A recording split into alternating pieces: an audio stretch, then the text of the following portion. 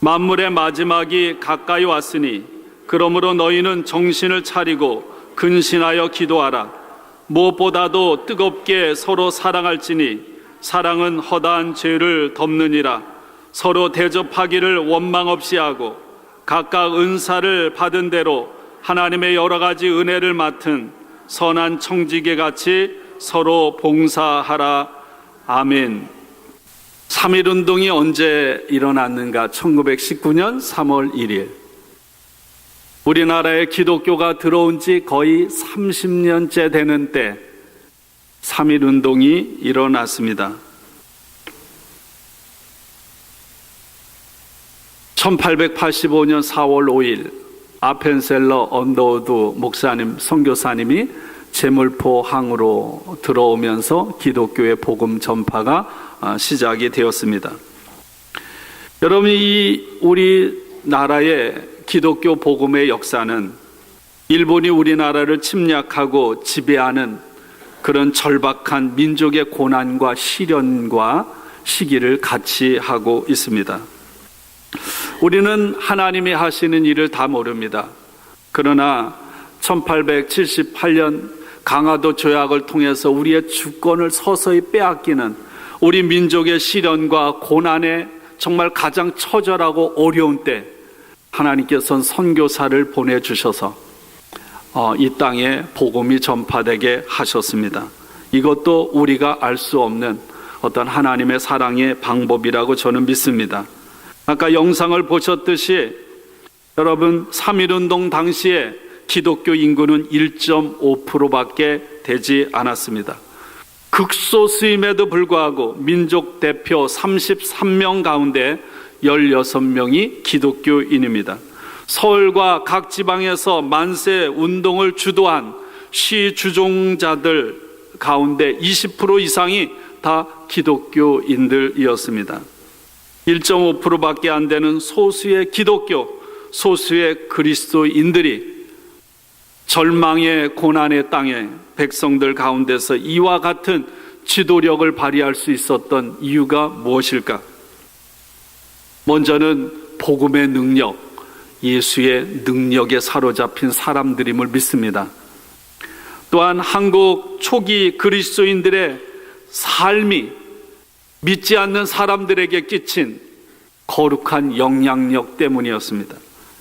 또한 나라와 백성들을 사랑하는 마음으로 기꺼이 자신의 생명까지 내어 던졌던 그런 믿음의 조상들 때문이라고 믿습니다.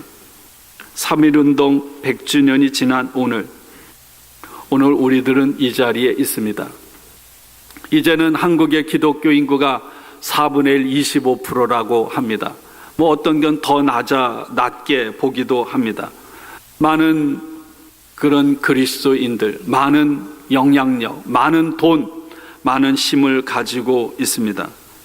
그럼에도 불구하고 초기 1.5%의 그리스도인들이 절망적인 조선의 땅을 새롭게 하는 일에 지대한 영향을 끼쳤던 것과 반대로 오히려 오늘의 기독교는, 오늘의 그리스도인들은 세상에 조롱을 받고 부끄러움을 당하는 그런 시대가 되었음을 저희들은 알고 있습니다.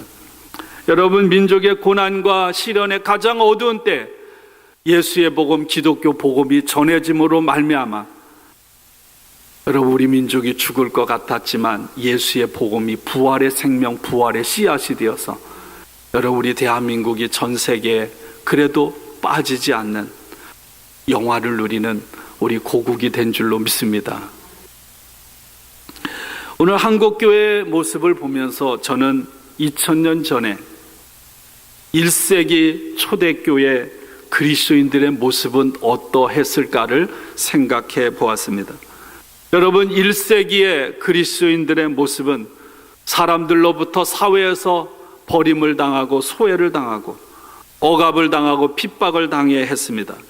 그럼에도 불구하고 초대교회 그리스도인들은 세상 가운데서 다른 사람들과 구별된 삶을 살고자 자신의 삶을 송두리째 던졌습니다.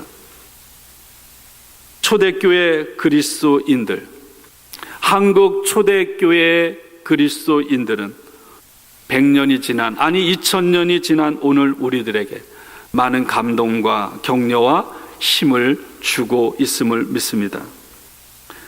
세상 사람들은 이들이 미련하다고 생각했습니다. 세상 사람들은 초대교회 그리스도인들을 범죄자 취급하고 바보로 여겼습니다. 그러나 그분들의 삶을 되돌아보면 이 땅에서 살았던 사람들 중에 가장 영광스러운 삶을 살았던 그런 하나님의 사람들임을 우리는 기억합니다.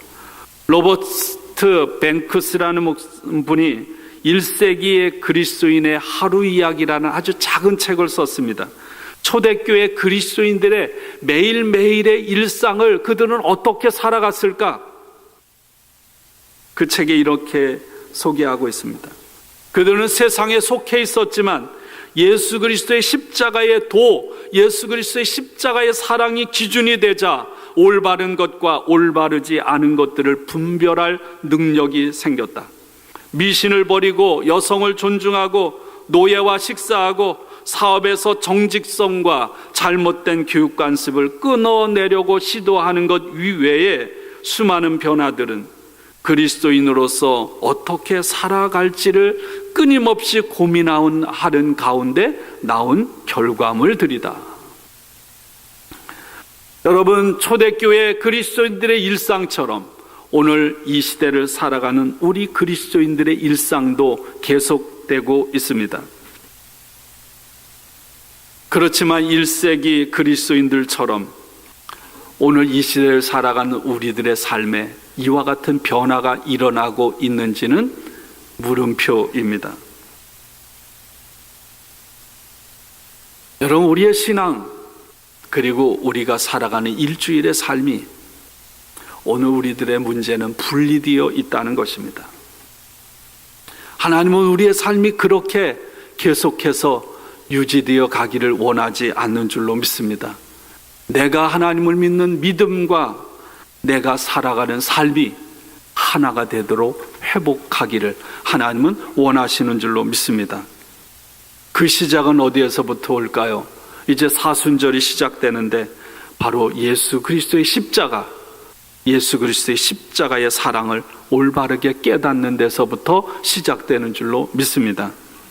그리고 다른 사람들에게 예수님의 십자가가 무엇인지를 올바르게 알려주고 그 예수 그리스도의 십자가의 사랑을 우리가 살아가는 삶의 자리에서 실천하게 되는 것, 여러분, 그것이 초대교회 그리스도인의 삶의 모습이었고 오늘 저와 여러분들이 드러내야 하는 그런 삶의 모습인 줄로 믿습니다. 우리는 그분들과 똑같이 살 수 없어요. 한국 초대교회 교인들과 똑같이 살 수가 없어요. 시대가 달라졌고 상황이 달라졌기 때문에. 그러나 그들은 그들의 주어진 상황 가운데서 무엇이 거룩한 삶이고 무엇이 하나님이 원하시는 삶인지를 끊임없이 물었고 그 물음의 결과에 자신의 삶을 온전히 던졌다는 것입니다. 이 결단이 오늘 저와 여러분에게 있기를 축원합니다. 여러분들 많이 들어왔을 거예요. 여러분, 초대교회 때 하드리안이라는 황제가 기독교인들을 가장 극심하게 박해를 했습니다. 그 하드리안 황제가 정치가였던 아리스테데스를 불렀습니다. 그리고는 교회 속에 들어가서 교회를 정탐하게 했습니다. 그리스도인들이 어떤 모습을 가지고 살아가는지를 너는 정확하게 정탐을 해서 나에게 보고해라. 그래서 아리스테데스가 여러분 그리스도인들을 정탐하고 황제에게 보낸 편지입니다. 들어봤을 거예요. 한번 또 들어보세요.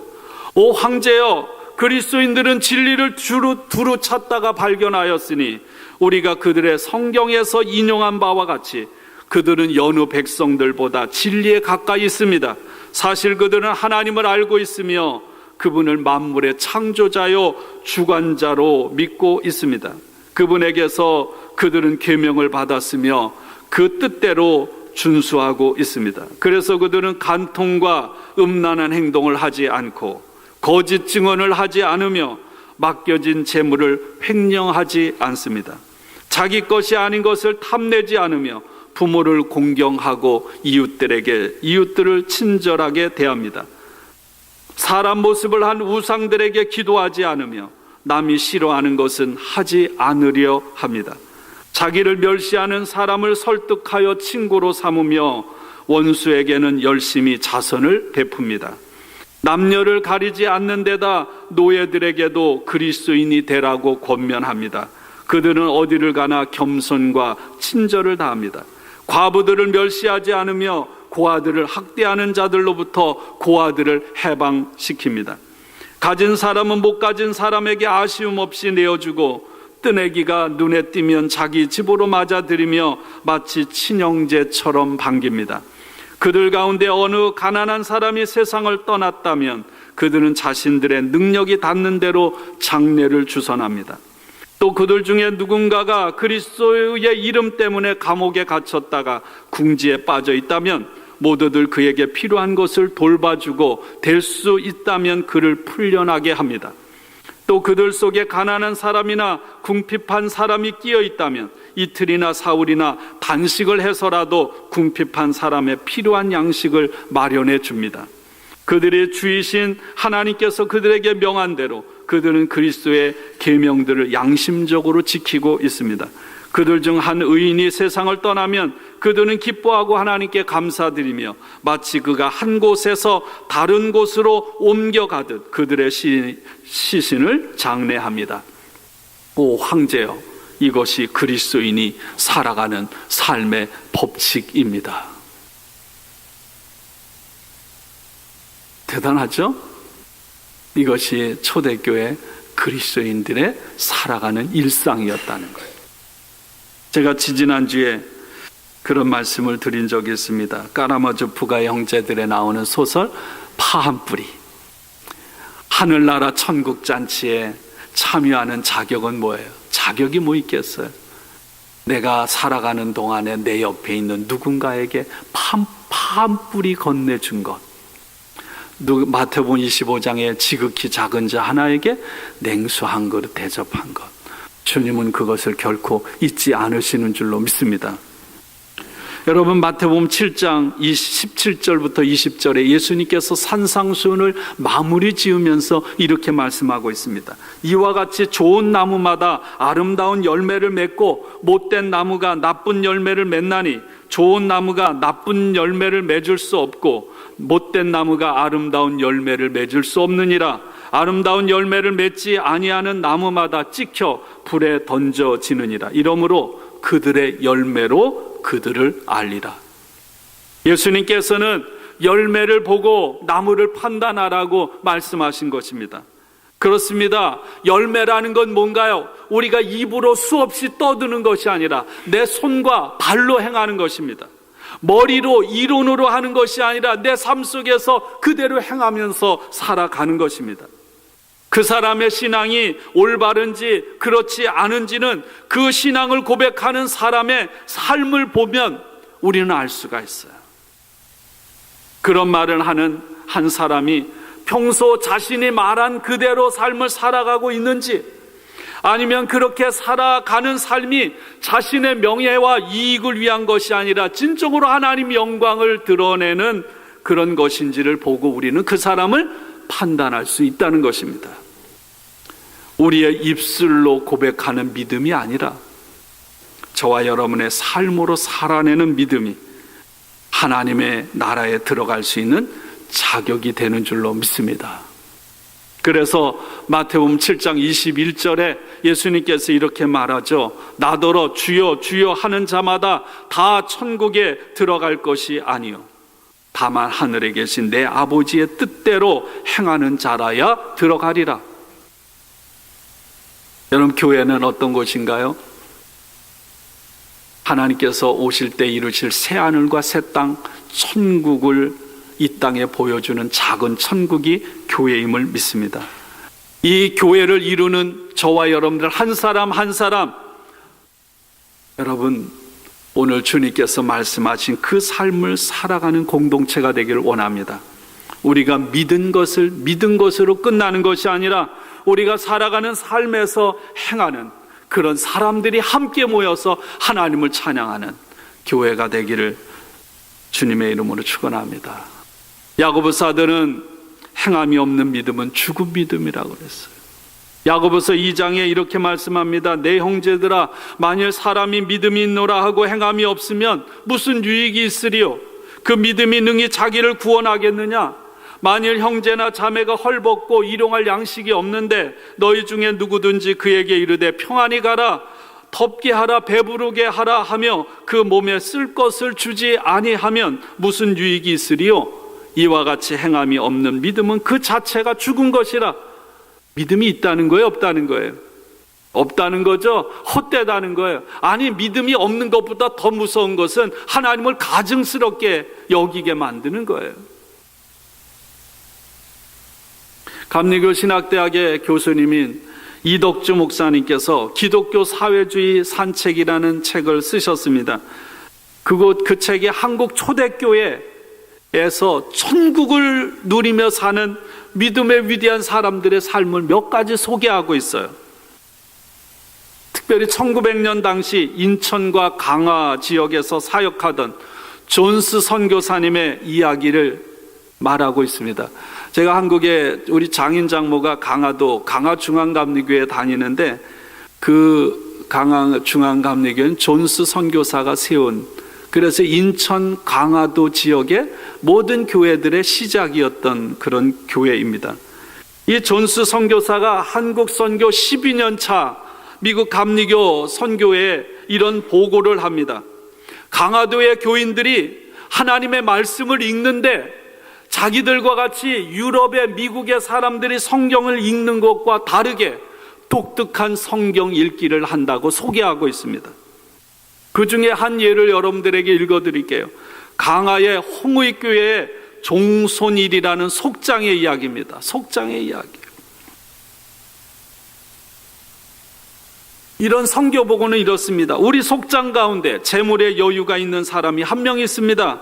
그가 하루는 성경을 읽다가 주인으로부터 큰 빚을 탕감받고도 자신에게 적은 빚을 진 동료를 탕감해 주지 않고 심하게 대했던 불의한 종의 이야기를 읽었습니다. 마태복음 18장에 있는 이야기죠. 그리고 큰 깨달음을 얻어 그 말씀을 즉시 자신에게 문자적으로 적용했습니다.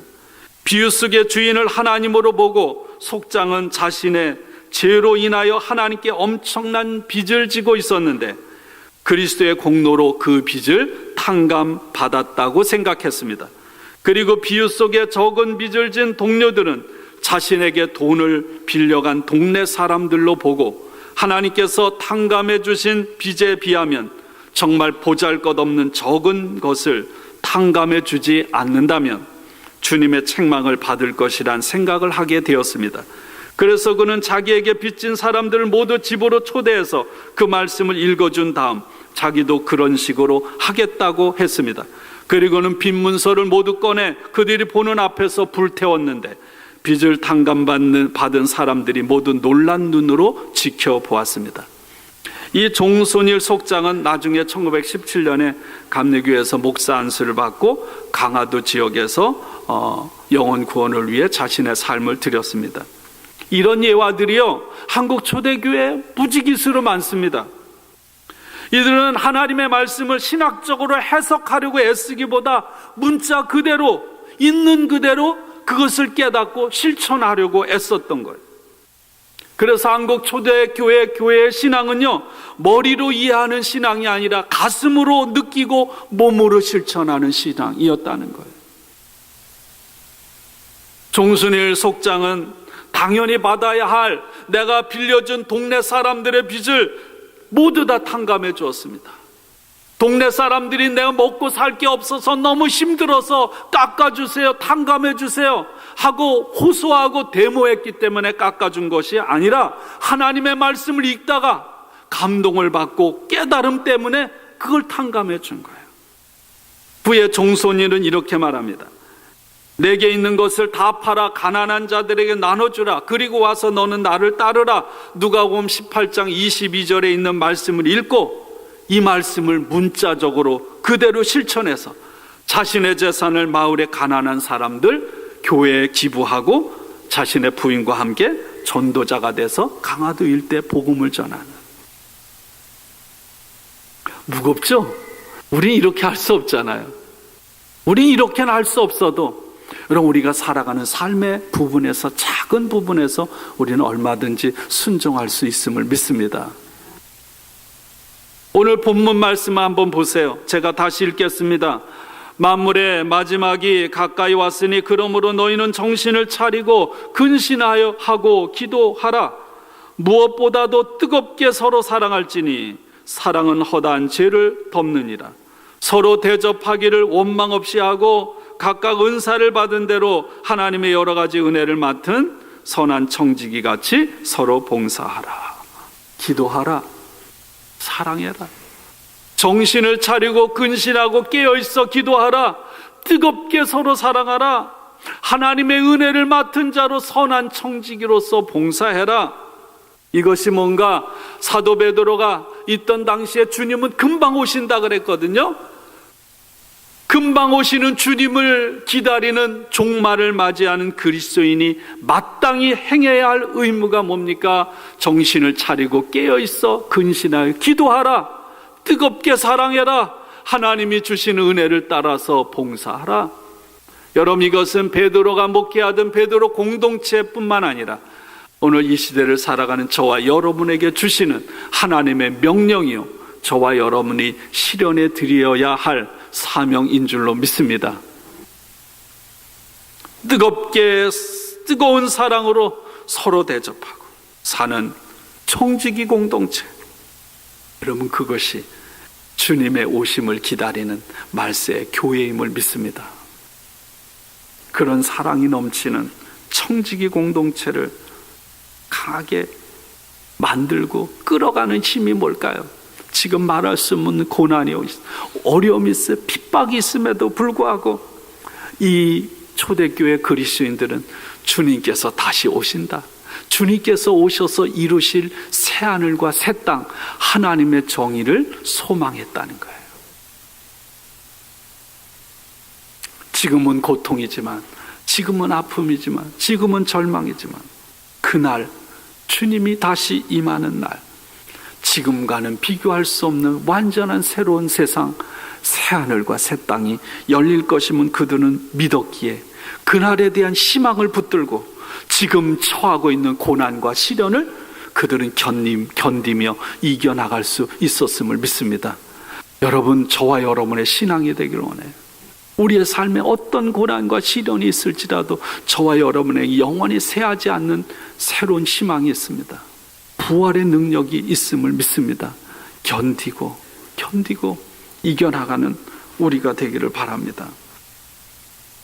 이제 사순절이 시작됩니다. 당신의 목숨을 버리심으로 사랑이 무엇인지를, 사랑은 이런 거야 말하지 않고 자신의 목숨을 버리심으로 사랑이 무엇인지를 우리에게 몸으로 보여주신 예수 그리스도의 그 은총, 그 사랑으로 하나님의 자녀가 되었습니다. 우리들은 주님이 다시 오시는 그날까지, 아니 우리 한 사람 한 사람이 개인적인 정말 우리 생명이 다해서 하나님 앞에 가는 마지막 순간까지 하나님께서 우리로 하여금 마음에 새기고 지켜야 할 계명을 주신 것이 있습니다. 우리가 매일매일 일상을 살아가면서 지켜야 할 것이 있습니다. 서로 사랑하라. 내가 너희를 사랑한 것 같이 너희도 서로 사랑하라. 여러분, 이 한 주간을 살아가면서 독립을 위해서 이 많은 사람들은 자신의 목숨을 기꺼이 던졌는데, 초대교회 신앙인들은 여러분 주님을 위해서 기꺼이 목숨을 던졌는데, 그것을 기억하고 기념하면서 또 사순절을 맞이하면서 여러분, 저와 여러분의 삶의 자리에서 한번 문자적으로 한번 말씀을 실천해 보지 않겠습니까? 사랑하라. 그럼 그냥 사랑하는 거예요. 용서하라. 그러면 용서할 수 없는 데서 용서하는 거예요. 이 한 주간 저와 여러분의 삶에서 그런 하나님의 말씀에 대한 순종, 그 말씀 앞에 우리 자신을 송두리째 내어보는 그런 한 주간이 되시기를 주님의 이름으로 간절히 축복하고 축원합니다. 함께 기도하겠습니다.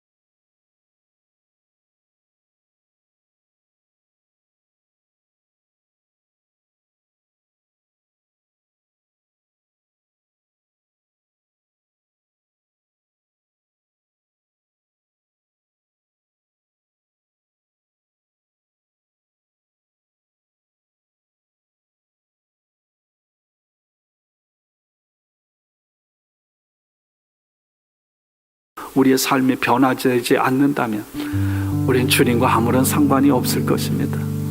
오늘 주님께서 말씀하셨으니 내가 주님의 음성에 아멘 순종하겠습니다. 내 의지로 할 수 없는 그런 것까지라도 주님의 말씀하시니 내가 죽기까지 순종하겠습니다.